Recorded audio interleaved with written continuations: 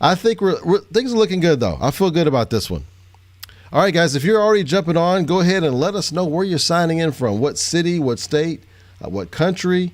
We're glad you're here. You could be anywhere in the world. You decided to be here, so we're glad you're here. We're going to reward you with time well spent. We're going to be interacting with you in the audience, and we're also going to be interacting with our guests. We have a special guest who's going to start off today. He's a leadership expert, leadership coach. He's going to help us give us some good leadership tips today, and he's going to be our first guest. And we're going to also have some cameos of some other folks coming on later on in our show. We look forward to that. And then my biggest guest today is also going to be you in the comments. So go ahead, if you have any questions about leadership, go ahead and start putting those in now. That'd be great. And I have one question for you before I announce my guest here. My first question of the day is going to be, through the use of a time machine, you're traveling back to the year 1850. You may take with you one and only one product or invention from the modern era. What would you take with you to impress and awe our forebears? What would you use to really impress people back then? What item from today would you take back to 1850 to really impress everyone? I'd love you to put that in there. Okay, we've got Mr. Bryant Bennett. We're definitely excited about having him on the show. We interacted a little bit before the show. I got a chance to look at his site. He's got some great stuff about leadership. And so I want to welcome you to the show, Brian. Thanks, Rollis. Thanks for having me. Excellent. Well, yeah, glad you're able to make it your schedule to come on with us today. And if there's anything we need right now is great leadership. And so I've got a lot of folks who are out in the comments, I'm sure, that would like to know, what are your top couple of tips for leadership or leadership development in organizations? Well, there's two things that you need to know about leadership. One is that a leader can only be themselves. Okay. So many people try to tell you need to be this, you need to be X, you need to be Y. You have to be yourself. And sometimes that's not good enough. Okay. So, I mean, not everyone's going to be a great leader. That's just common sense. So you can be a good leader and still be effective. So try to be yourself is one thing. But that makes it hard too, because most people don't know themselves very well. So when we conduct leadership training, that's the first step, is assessing who you are as a person and as a leader. And once you figure that out, then you build your personalized leadership strategy based on that. It's not based on how I lead, because I can't lead like you, you can't lead like me. So we all have to have our own style, and some people are good at one thing, and some people are good at another thing. You got to find out what works best for you. Have you kind of categorized what are the basic styles that you've seen across the board? I know everyone's different to a point, obviously, but are there some major categories that we may be falling into, those of us who are watching this as leaders? Well, I think that there's four, I call them innate qualities of leadership.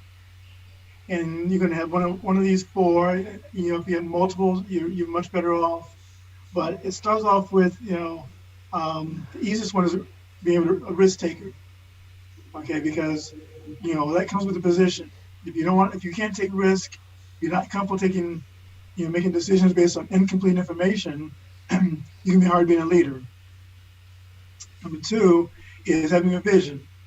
And not only just having a vision, but being able to articulate it clearly so everybody understands what you're trying to do and how to get there.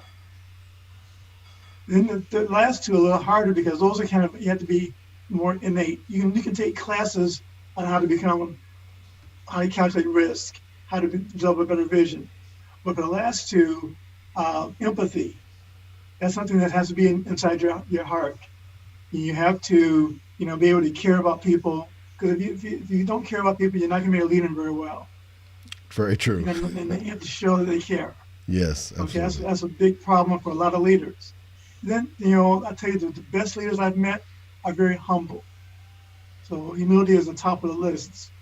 If you're not humble, if you think that you're the greatest thing since sliced bread, then you're going to have a hard time being a good leader. Because people will I call them, go through the wall for you, because if you're humble, they say, "Gosh, that guy is great, Brian. I love what he does. I'm gonna do everything I can to make him successful."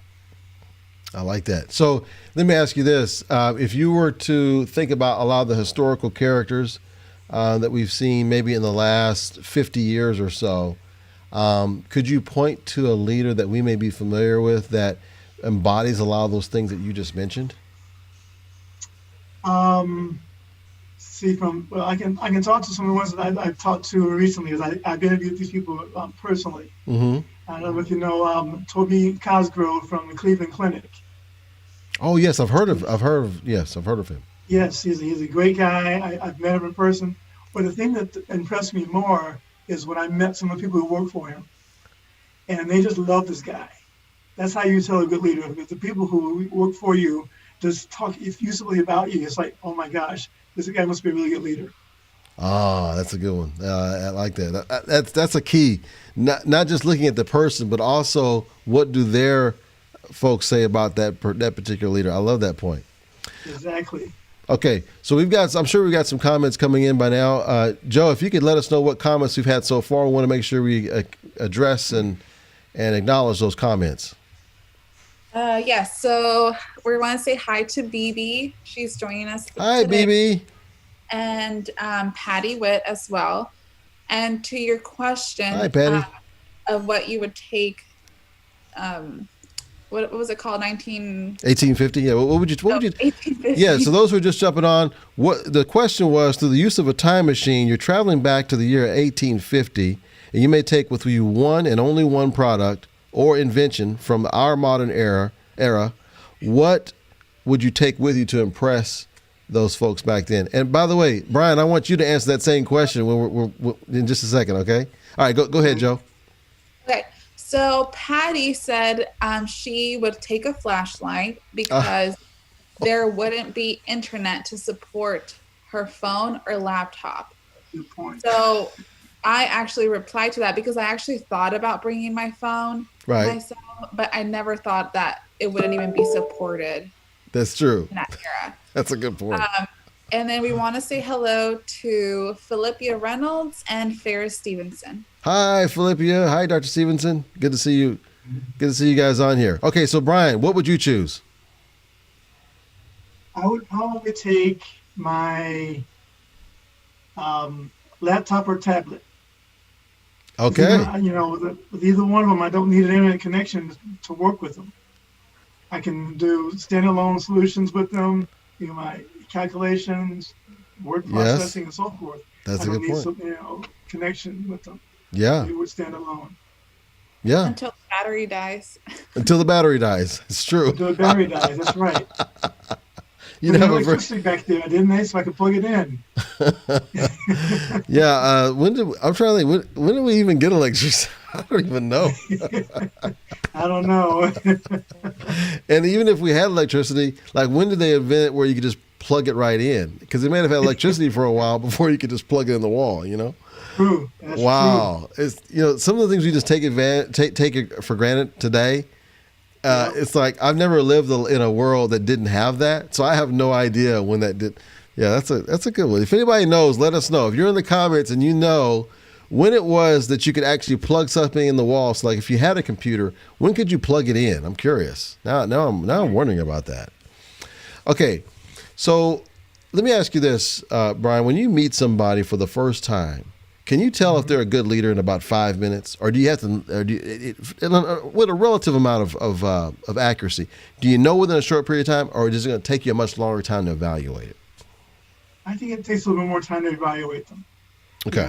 I can get an idea, from the first 5 minutes of talking to someone, but you really get to know someone, then you can really see if they're a great leader or not.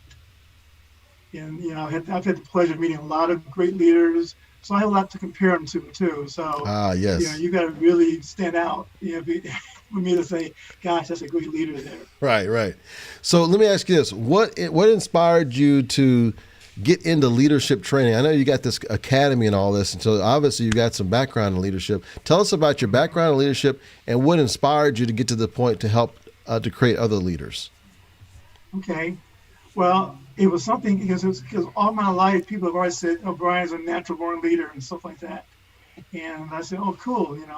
I was always, president of the clubs in high school and in college and all this kind of stuff. And so I had some experience in it. And then when I left my last corporate job, a friend of mine said, you should get into teaching. So I applied for a couple of schools and I got teaching positions. And one of the schools asked me, Brian, can you teach a leadership class? I said, sure. I know leadership. I think I can handle it. And by and large, I started teaching a class, and the people who were in the class, my ratings were higher than not just the other professors in that department, but in the entire school. Wow. So people really liked the way I taught leadership because I'm very passionate about it. So, and over time I've taught, corporate people, franchise owners, law enforcement people. I just recently taught a class of Navy officers. Oh, wow. And so when I started in healthcare because I figured, my background is in data and analytics. So I was doing some work in healthcare, and I found one of the biggest challenges in healthcare was leadership issues. Mm-hmm. When it comes to the medical stuff, they can handle that really well. But, we're trying to implement all this technology and data and stuff, and it was having a lot of trouble with that. So my first book was on healthcare analytics. Then my second book, I said, I need to write this on leadership. And after I did the leadership, I just went full blown in leadership development and leadership training from there on. So I'm working on my third book right now and it's going to be on leadership also, but it's going to be not healthcare. It's going to be just general leadership. Nice. Wow. Okay. Let me ask you this though. You said healthcare analytics, which really interests me. So what's a surprising stat that will kind of surprise a lot of us if we were to know the stat that you came across in the portion of your career when it came to data analytics? I'm curious. Well, the first thing that surprised me the most was when I first started working in healthcare. I've been working off and on healthcare for years, but when I devoted my time to it, I realized that those paper records they had there in the office, none of that was backed up. So if they had a problem, like I was speaking at a conference in Las Vegas a few years ago, right? And the doctors from Louisiana said, we lost all of our records in Katrina. So wait. I want to back up a second. So you're telling me that none of those paper records were backed up. So anytime something would happen, all the records are gone. They're gone. Wow. Permanently. And so, because I know my doctor, I was seeing the same doctor for about 30 years. My chart was like this thick. And just imagine losing all of that information, in just one, fire or, hurricane or something like that. It doesn't have to be anything really huge, but once paper gets wet, it's really in bad shape after that. Yeah. Wow. I had doctor clients practices who are storing old charts in the basement of buildings in downtown Chicago. Oh my goodness. Can you imagine how much that costs to store those charts? Oh, wow.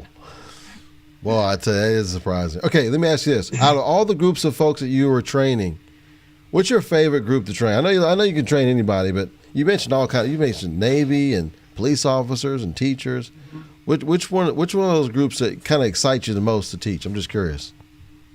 I really like teaching the young leaders, the ones who are just getting into leadership position, who really wanting to make a difference, and they're eager to learn. So I really love teaching them because when you teach the executives, the senior executives, they think they already know everything. And so it's hard to get them to, make any changes or adjust anything. And that's why I always say one of my favorite quotes that I came up with was, leadership is a lifelong journey. You have to keep learning about it, to keep being relevant. Yeah. I feel like once we get to the point where we stop learning, it's almost we're like accelerating the dying process. Really, I mean, it's That's like right.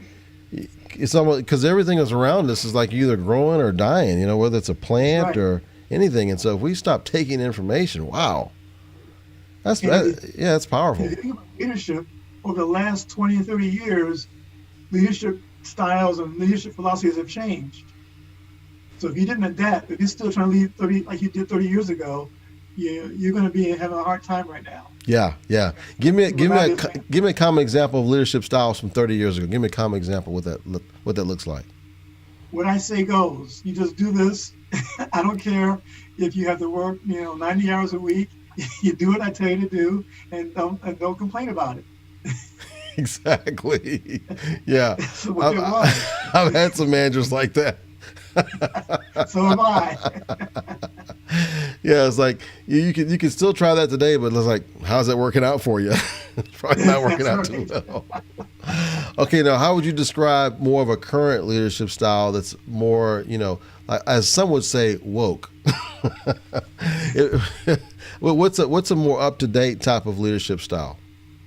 The styles that you see most prevalent nowadays are people who are more inclusive. They don't dictate what the answer should be. They Yes. sit around and they try to get everyone's opinions and their insights, and they try to mold that into one, common leadership vision. It's like the difference in Star Trek. I'm a big Star Trek fan for several reasons, but one, look at the original series. Uh huh. Captain Kirk had one chair in the middle of the main deck. Okay, he made all the decisions. Oh wow. If you look at the Next Generation, Captain Picard had 3 chairs. Him, his number one, and the counselor, and they all made decisions together. I love that. And that's that's the big difference between leadership in the past and the big leadership today. I love that. Okay, I got to give you that one right there. That deserves that. That is amazing. I love that point. That just shows how things have progressed since then. You reminded me of something. I've been watching The Mandalorian quite a bit. I love that. Oh my goodness. Okay, so did you see that thing that they did where they interviewed the directors? No, I didn't see that one. Okay. Definitely, I would highly. Brian, you're gonna love this. So I have to find that one. there's like 6 different directors. Okay, on The Mandalorian, there's like 6 different directors, and they all have very diverse backgrounds. Mm-hmm. And to see it, basically the way they did it is, instead of having one director just directed all the Mandalorians, they had these 6 different directors. I want to say it's 6. Somebody correct me if I'm wrong.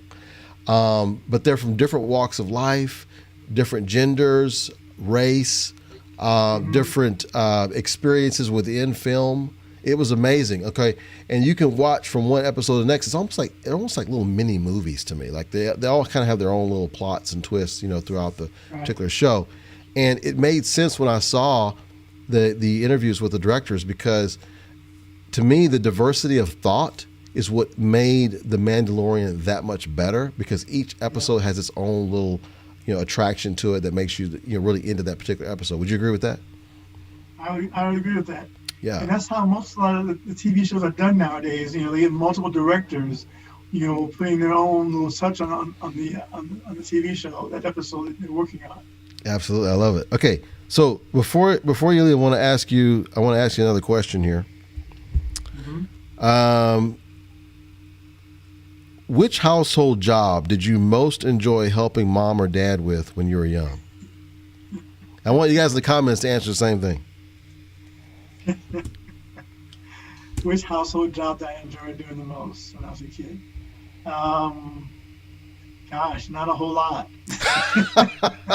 Hey, at least you're honest. I remember telling my dad one time, he was trying to do something. I said, I want my rights. And he said, I'll give you your rights, all right, okay? So I said, okay, I'll do that. But there wasn't a whole lot of chores that I really enjoyed.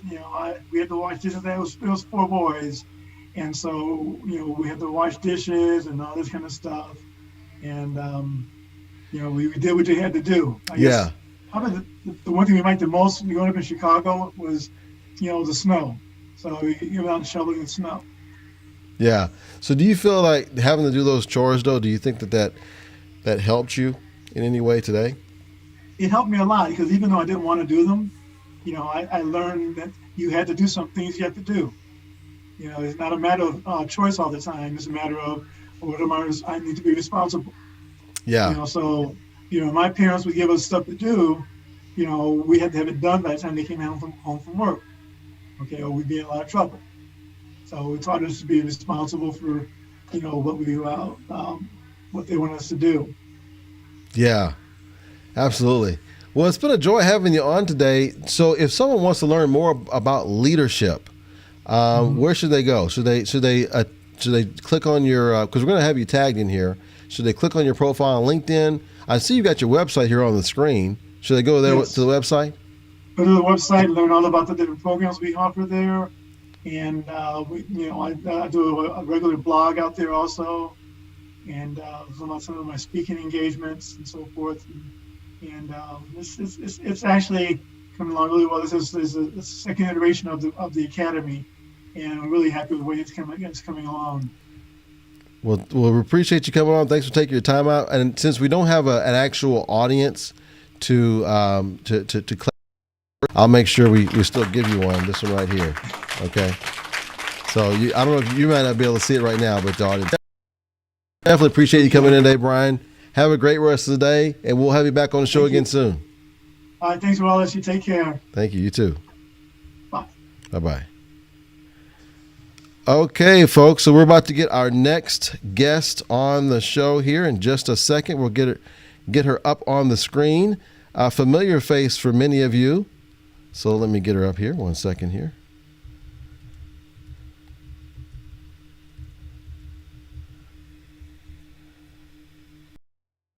All right. There we go. Welcome to the show, Noelle. Hi, how are you? I'm doing fantastic. Or as we would say when I was growing up, I'm as fine as frog's hair. I don't know that one. It must be a Southern thing. Yes, it's a Southern thing for sure. Has anybody else in the comments heard that expression before? Finer than frog's hair? Because a frog doesn't have any hair. Right. There you go. So I'm pretty fine. All right. So I want to first of all welcome you to the show, and then also Thank you. Yes, and I'm excited about what you've been doing with your show. You've been doing a fantastic job on your show.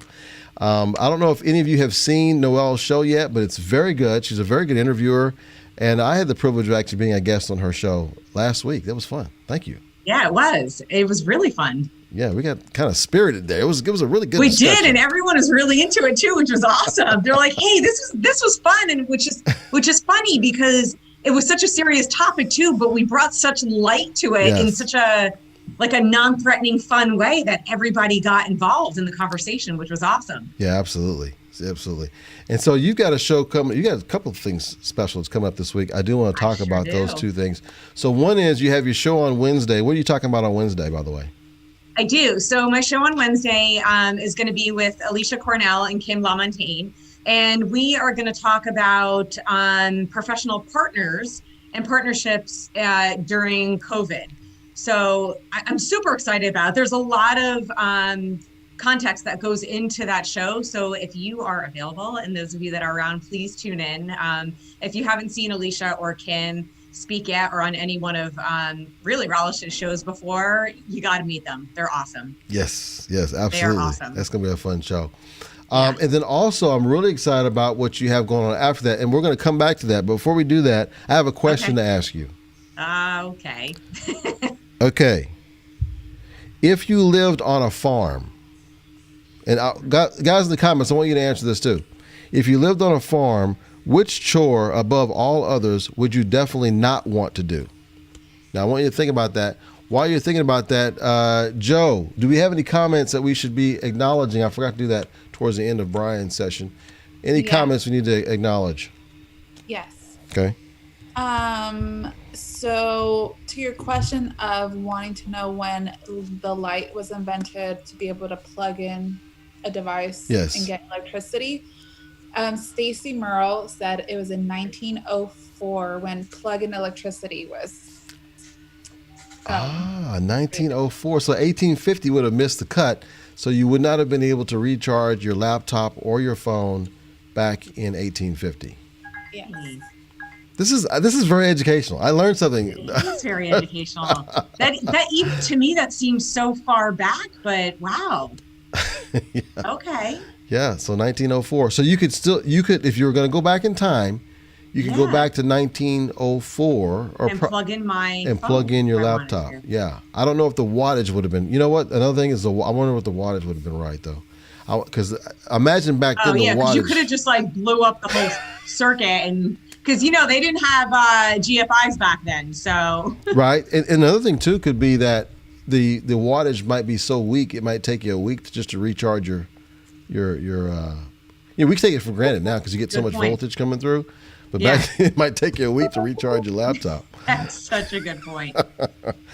Okay, any Fire. other comments, Joe, that we have from last Yes. time? Okay, Yes. go for Okay, it. so with that said, Stacy said she would take a paper and pencil.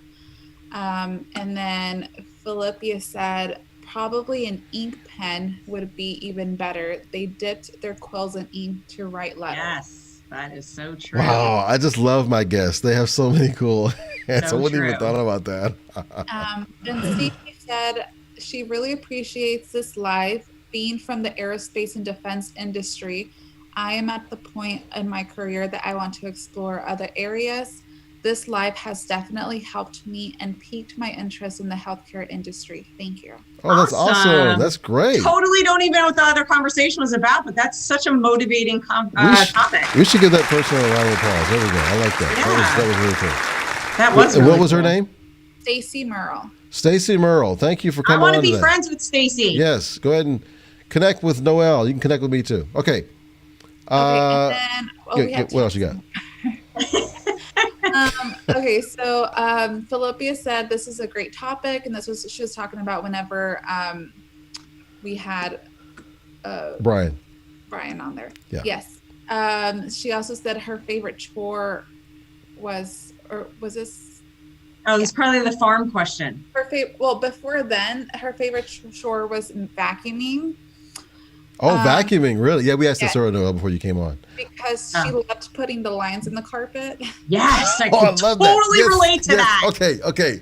That I is still so. like doing That is Okay. so gratifying. Yes. There's so much satisfaction that goes into vacuuming. I love the lines. If I vacuum, I have to have the lines. Yes, It and drives you me can't crazy miss, if I or you can't do have it. to go back. Yep. And you got to go in the right direction too. You have to go in the right direction. Yeah. Okay. So the thing I've been doing recently though, I've been using this. I'm kind of lazy when it comes to housework. So one of my jobs is to do the vacuuming, right? So I bought one of those little robo vacuum things. The thing, I love the fact that it does a lot of the work for me. I just don't love the fact that it doesn't do the lines like I would do them. Oh my goodness. But it's okay. I'm over that. Yeah, you have to be thankful for the help that you get, Exactly. even if it's robotic. It does a really good job. In fact, it goes under stuff. It goes under the dressers and Yeah. stuff that I couldn't go under I've myself. got one. His name is Larry. Yeah. Is anybody else in the comments? Are you using a robo vacuum? I'd be curious. I want to know. We had a Roomba before that one died, and then we got Larry, the new one. Awesome. I need to give mine a name.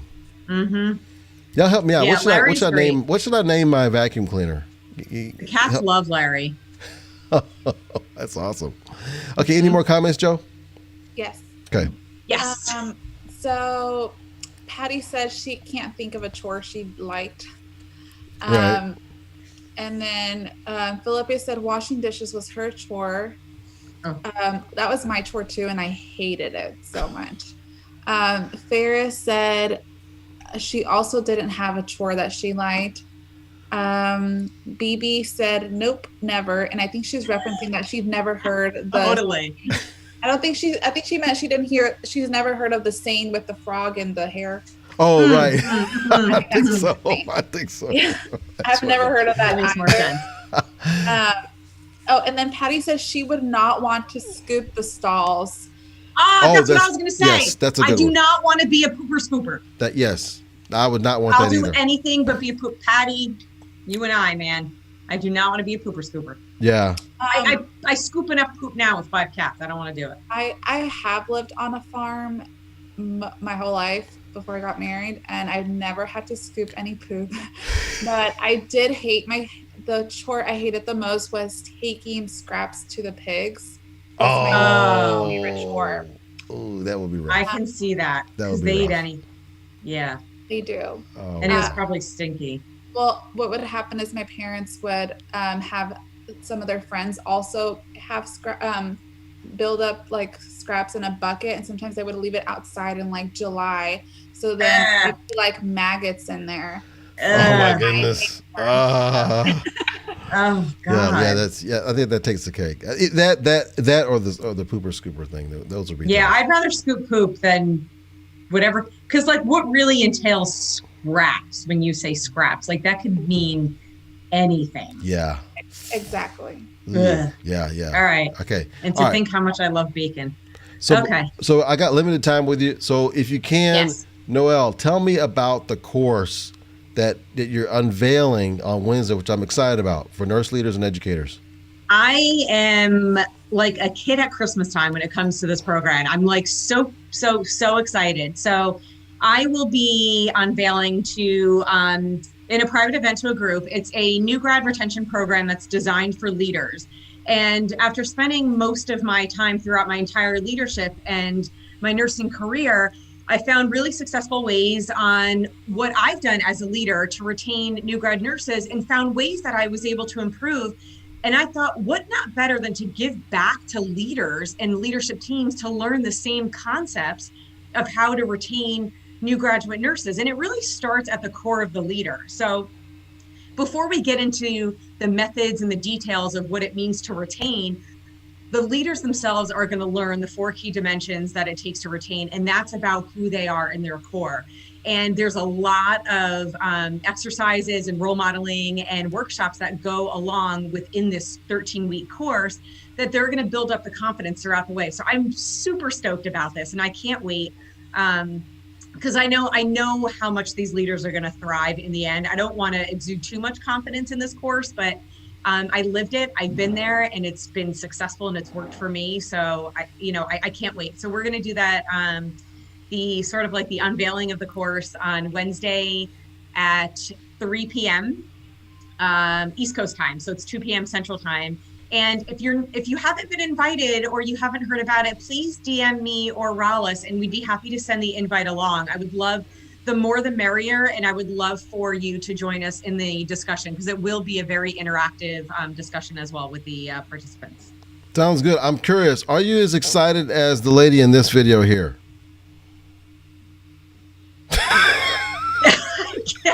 I want to say yes, but I can't see the lady in the video. Oh, that's right. You can't see it.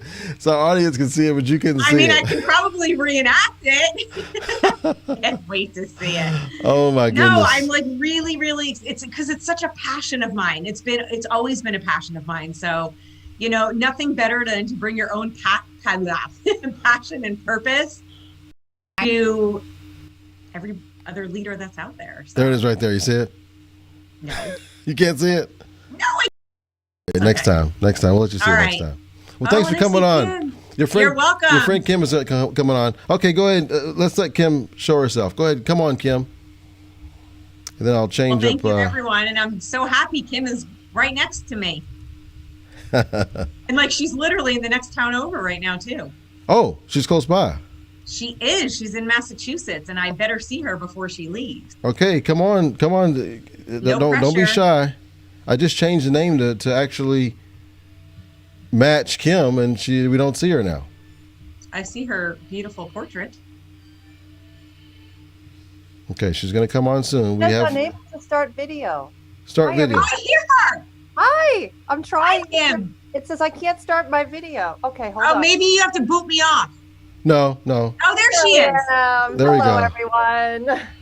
All right. Well, thank you, Noelle. See you All right, later. you're welcome. Bye, everyone. Bye, Kim. Bye. Kim, welcome. Thank you. Thank you so much. Happy Monday, everyone. Yeah. Happy Monday, everyone. Okay, so I have a question for you. Oh, I gotta let me fix this screen thing, because Noelle couldn't see my screen that I had going here just now, and I think I figured out why. I didn't see the lady who was celebrating either. I was looking for that too. Yeah. So you'll be able to see it next time. Okay. Oh. All right. So I have a question for you to start off. Yes.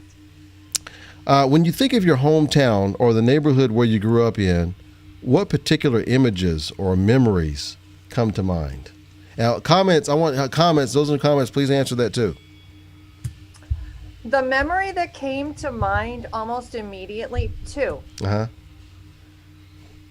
tons of kids in the neighborhood, and we all knew that when the street lights came on at night, it was time to go home.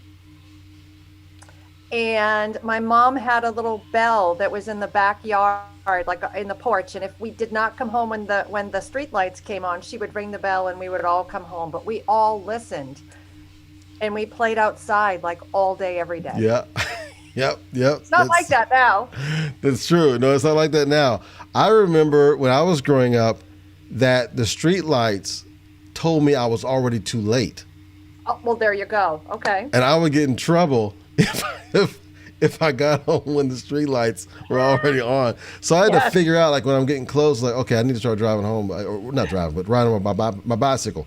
I remember going in my bicycle down to one of my good friends' house. I'd go hang out with them, and then when it get close, when it starts getting kind of dim and dark, I gotta start heading home because I don't want those street lights to come on. So I know exactly what you mean. Exactly. Okay. Anybody else? What's your favorite memory from that? So when you think of your childhood memories in your neighborhood or your hometown that you grew up in, what particular images or memories come to mind? Joe, do we have any comments that we need to acknowledge before I move on with Kim? Nothing. Well, we still have Ferris, who says you can add chicken coop to the least chore of choice. Oh, yes. Yes. Oh, Patty says, I think about riding my bike around the neighborhood. Oh, yes. Yes, me too. Yeah. I think we were probably all agree that childhood memories, or a lot of us, it's just playing. Yeah. But with each other, not video games and things like. It was a whole different way of life. And outside, right? All three of our experiences were outside, which I thought was interesting too. I don't think as much about inside as I do outside. I did play video games when I was probably in my teens. I was playing I had an Atari 2600. Oh yes, with the little joystick and the red button. Yes. Yes.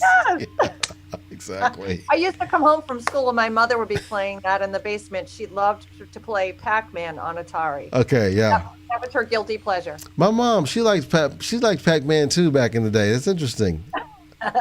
Must be a mom thing. Yeah, maybe it's a mom thing. I don't know. I liked Pac-Man too. I did play Pac-Man quite a bit, but some of the other games interested me more. The one that got me the most was usually the sports games. Yeah. Okay. So, Kim, I'm really excited, and those of you who are in the comments, please answer those questions. We're going to read off some of your answer in a minute. So I'm excited about what you're doing with these two shows. I think it's a series of two, correct? Yes, it is, at the 14th and the 21st. Yeah, so next week, Kim is going to be doing her own live show, which we're all excited about. We're supporting her. We're all in her corner. In fact, let me give her one of these here. I do. There you go. Thank you. Yeah, we're super excited about that. So tell us about your two shows, what you're going to be talking about. Yes, absolutely. So as you had mentioned, I'll be doing two lives on December 14th and December 21st. And I will be bringing forward some of the content that I am delivering now to corporate leaders about how to create and sustain a mentally healthy workplace culture. And what that means is a mentally healthy workplace culture is one that really has an environment or a culture of safety. Yes. Where employees feel safe enough to come forward and speak openly about mental health and well-being and about substance use. And for those of you who are watching and don't know my background, I actually had my own personal lived experience where I suffered in complete silence for 20 plus years in the corporate space. I never said a word to anyone that I was suffering with depression, alcohol use, suicidal thoughts, because I personally didn't feel safe. And at 11 years sober, full of loads of wisdom and experiences, I actually stepped away from corporate on April 1 of this year, started my own company, and wrote an entire curriculum to really teach leaders how to create that culture of safety so people can feel safe enough coming forward without any fear of being judged, shamed, losing their seat at the table, which I was petrified that I was going to lose my seat at the table if someone knew I was struggling. Right. So it's really taking that lived experience, bringing it forward, And through those 2 lives, what I'm going to be doing is really bringing into those conversations the key points that I have identified and that I teach leaders how to implement that culture of safety in the workplace. Awesome. Well, we're looking forward to that. I'm sure it's going to be a great program. We'll definitely be tuning in for that. Hopefully, those of you who are watching, feel free and take a look at her show. We have we're going to have a link to that show in the comments, as well as Noelle's show in the comments. So feel free to look for that in the comments, guys. Also, I'll say that if you don't know where it is, you didn't go to the event page, you should be able to find it under HR Maximizer Media. If you're following that page, it should be where you'll get a notification if you're following HR Maximizer Media. So we encourage you to do that as well. Okay, so I do have a quick question for you, Kim. Sure. Okay, so would you rather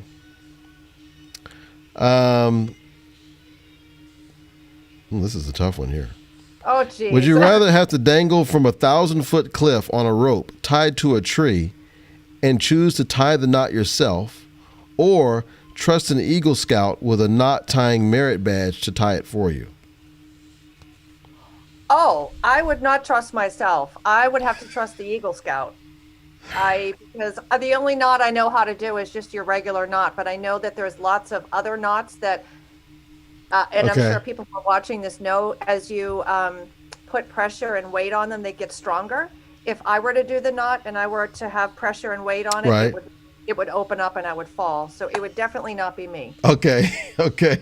So you're trusting that merit badge. You trust he knows what he's going to do, what he's supposed to do. I'm very trusting. I'm not trusting of myself and knots, so I'm very trusting of that badge, that Okay. merit badge. All right. Well, that says something about that. That shows that you trust to delegate people to do things for you, which I think that's definitely a strong suit. Some folks may not want to give that control up. Those in the comments, let us know what you think.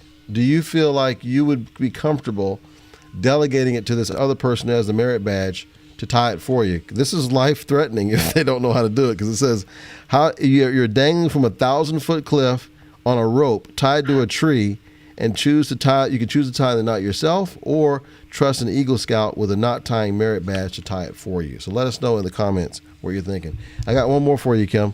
Okay. So suppose for a moment that you're truly colorblind. All you can see is black and white. Then one day you wake up to find you can now see one color. What color would you want that to be? It would be red.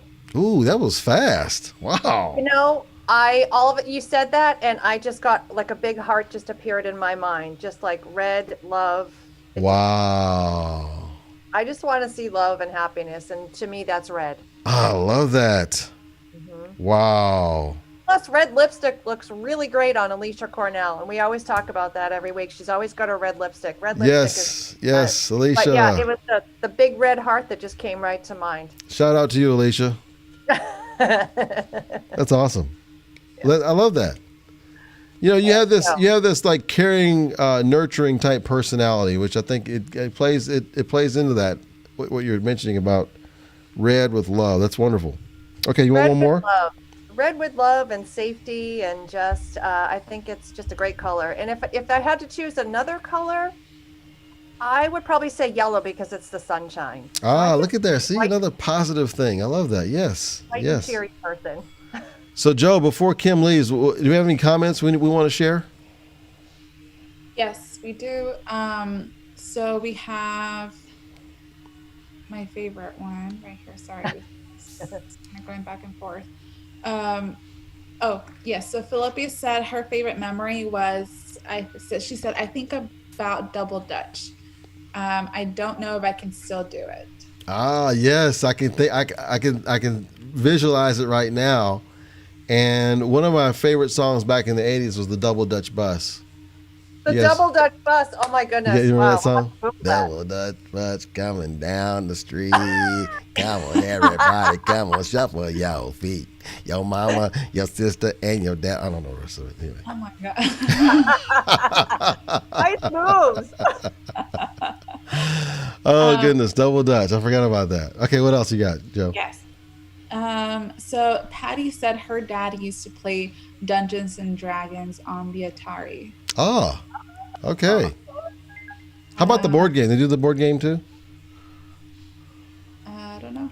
Okay, what else you got? Patty said she would rather have the Eagle Scout tie it for her too. She's with Kim. Thank you, Patty. Noelle said 15 years later, I still can't tie a nursing restraint down. Oh, wow. Down? Does she mean gown, maybe? So she's with Kim. So apparently I wouldn't trust Noelle to tie me from the tree. No, but she's also not an Eagle Scout merit rope tie or whatever person either. Yeah. So. And Patty said she would choose green. Oh, okay. All right, green. Did she say why? Money. Noelle's laughing at you. Okay. And that's it. All right, very cool. Well, listen, Kim, it was great having you on today. Thanks for coming on such short notice. We're looking forward to your show next week. Absolutely, and I'm looking forward to having everyone there. And if there's any technical difficulties, it's all good. It's all going to work out the way it's supposed to. Yes. So just block out the technical difficulties. And you know what? There is probably something that's going to happen, but you're just going to overcome it like that.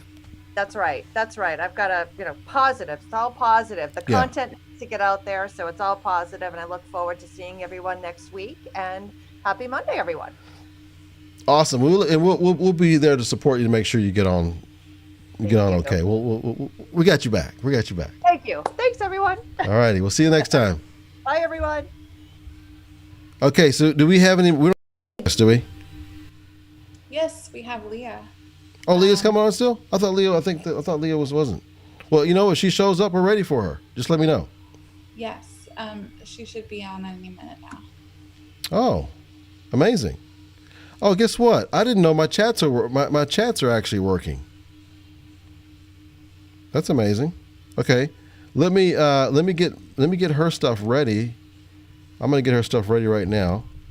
So, folks, we're just kind of doing a little hodgepodge today. We did all kind of different stuff today. Hopefully, you're enjoying yourself here. Let me just get her stuff up here. Get her up on the screen whenever she's ready. Just let me know when she's ready, and I have her screen ready to go. Yeah, it's ready to go. Awesome. Okay, so I want to ask you guys in the comments something here. Got a question for you.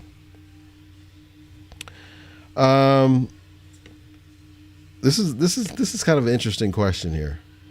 Would you rather not know how to count past 100 or not know the entire alphabet? I don't know. Wow, I think I'm gonna go with the 100. I'll use my calculator, my spreadsheet for that. What do you think, Joe? That's a hard one because I think it would depend a lot. Like, for instance, I really want to be an accountant. So I don't know how not being able to count past 100 would help me. Well, yeah, that's true too. Yeah. But hey, if you got a spreadsheet, if you got a spreadsheet, you won't have to count. You just that's true. Type a number in there. That's true. I probably need the alphabet more. Yeah. Okay. So in the comments, and Joe, you can answer this one too. If you could have 50 pounds of anything other than money, what would you want? 50 pounds of anything other than money, what would you want? Okay. Now, while you guys are thinking about that, I wanted to share something. I put a couple of videos out recently where I was talking about direct messages and how they're kind of being overused. And I wanted to make sure I clear the air on this. I'm not against direct messages. I use them all the time. I receive and send out direct messages quite often. The thing I was talking about is a lot of times right now, direct messages are being sent too soon, and asking for pitches too soon. I get a lot of messages where the very first message I get is, hey, basically, can we get together for 10 or 15 minutes? Because I've got this widget or service that I want to basically sell you. And that's where I'm saying that it's probably, I'm just suggesting if you're in sales, anything like that. Not that you shouldn't use a direct. I think you should still ask for the order, ask for the try and close the order. But let's build a little bit of a relationship first. So I want to just kind of put that in there. Definitely not against direct messages. I receive and send them all the time. And I used to be of the ones who did it too, where I would send the first message they would get from me was me asking for them to give me some of their time, and I was offering something. So I did it too, but I just think that right now what's being done a lot in LinkedIn is that feature is being overutilized to the point where I think it's not, your message is not being received in the same way because they're getting so many other messages that look exactly like it. Everybody asks for 10 or 15 minutes, so it's not unique anymore to ask for a 15-minute meeting or even 10. I probably get a half a dozen messages a week alone that just say specifically that. Probably more than that. In fact, I counted the other day, there was like three messages I got in the same day for different people asking for appointments. I never met them. They've never interacted with any of my content. Probably haven't watched any of my shows, and they're like, hey, let's get to know each other. Let's spend 10 to 15 minutes together. So anyway, all right. So any responses to our question? Yes, actually. Okay. So I have a toddler. We love Catalina. Thank you. She's making me play food. Okay, so Patty said, Noelle said not count past 100, and then Patty also said not know how to count past 100. So that's their pick. Okay. Patty said she would want 50 pounds of jewelry. I couldn't think of anything, and Patty always is such a quick thinker. That's such a good idea. It's really good. You can sell jewelry. That was a good one. That deserves the crowd cheering for that one. And Olivia said she would want 50 pounds of shoes. Oh, 50 pounds of shoes. Nice. Okay. Any particular brand or designer, Philippia? I'd like to know. Louboutins. You're answering for her, huh? Louboutins. Huh? Okay. And Noelle said, agreed, Rollis. I actually lose interest and won't connect with that person if they don't build the connection first. Yeah, I think that, today, I think that a lot of, especially the folks who are putting an effort into, making their profile fully optimized, they're making the effort to post things. I think that person will appreciate your message more if you interacted with their content first. Now, you do have several on LinkedIn who are not doing that. They may just be consuming content and they're not posting anything. So maybe those folks, it may not matter as much. But for those who are posting content, if you're in sales, I would suggest to interact with their content first in some way. When I say interact, I mean like and comment on their material. On things that resonate with you. I'm not saying to be disingenuous. Things that actually do interest you as well. But there's probably a high likelihood there's something that they've posted that has resonated with you. It might not be the latest post. It may be one you have to scroll down a little bit. But there's probably something there for you to look into. All right, so tomorrow we have our show. It's the Talent Tuesday. Leah's going to be on. She wasn't able to come on with us today, but she's going to have a guest on tomorrow, a guest I know very well. She's a great guest. So Leah and Teresa Mazzaro are going to be on tomorrow. Teresa is the president-elect of the National Association of Healthcare Recruitment. She's a great, energetic guest. Love having her on my show before. I think you'll enjoy her as well. And then Wednesday, Noelle talked about Wednesday. We have 2 programs on Wednesday that Noelle's giving. One is specifically for nurse leaders and educators. And then the first show of the day, her regular show, she's going to have a guest. And I forgot who that guest was. Who did she say that was again? I forgot. I don't remember, but it's going to be a good show. And then Thursday, we're going to have our Thursday roundtable. We've got several guests there. Who do we have for that show? I know for sure Katie Holmes. Katie Boston Leary. Dr. Katie Boston Leary is going to be on that show. And she has 2 other very good. So we have, it's Dania Dunkley. Oh, Dr. yes. Dunkley, and then we have Dr. Howard. Yes. Latavia Howard. So privileged to have those 3 doctors on the show. All CNOs. So they're wonderful folks to talk about what's going on what's the state of healthcare right now? Where are we going? How are things going with the cases? We're going to be talking about that, and we're going to be focusing on a lot of the positives too. And so that should be a great show. And then, of course, Friday is our very last Fun and Games Friday of the year. So those of you who are watching, who watched today, I want to thank you. Thank you. It's been a great year. This is our last Growth Monday for 2020. So I want to thank all of you that have supported our show over the past several weeks and months. You've been awesome. I really appreciate you. I want to thank all of our guests for being on Growth Monday. It's been a great, great year. Thank you for what you have done. Thank you for what you're doing. Many of you will be having back next year. We do feel like we're going to bring back Growth Monday in 2021. So, in fact, we're already starting to build out a pretty nice little guest list. I know one of our guests, we're going to start off Dr. Jen Welter. She is the first NFL coach, first female NFL coach, and she's going to be on our show in January of 2021. We're in the process of booking Quentin. Maybe you guys know as Q. He's going to be on our show in January. We're looking at getting him booked. Great guy. He's really done a lot of things. Trailblazer when it comes to video on LinkedIn. He was one of the first ones to really get that thing out. So we look forward to having him. Just lots of cool stuff happening on Growth Monday. We're going to have speakers and authors and just all kind of folks that's going to be different, just cover different topics to help us grow in our business or in our career. Hopefully you enjoyed the guests we had earlier today. We also are going to have next year, Thursday Roundtable. Should be back again next year. And we're looking at bringing back Fun and Games Friday as well. We know a lot of folks have been wanting us to keep that show, so I think we're going to keep that. Let us know if you don't mind in the comments. What did you enjoy the most this year about Growth Monday? Which shows did you enjoy more? What styles you enjoy more? We've done more shows where we just had one guest for the whole show. But recently we've been trying out some new formats where we have multiple guests in one show. Tell us what you like the most. We're probably going to be doing a little bit of both types of shows. I'd love to hear that in the comments.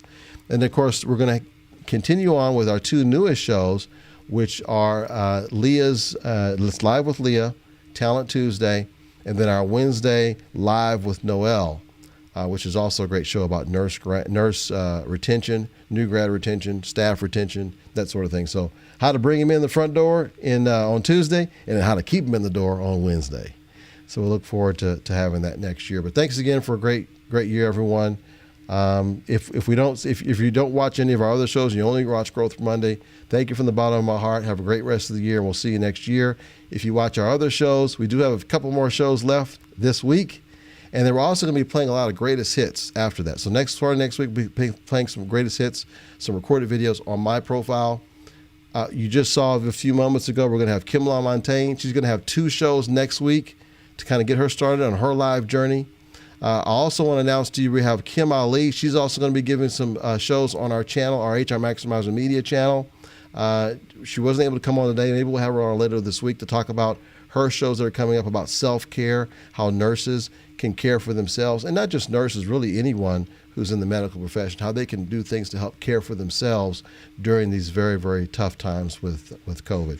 Anyway, thanks for all your time today. Have a great rest of the day.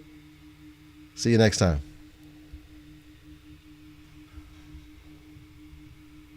Okay, Joe, let me know if whenever it's safe to cut it. And in the meantime, go ahead and you can rattle off any comments we have too.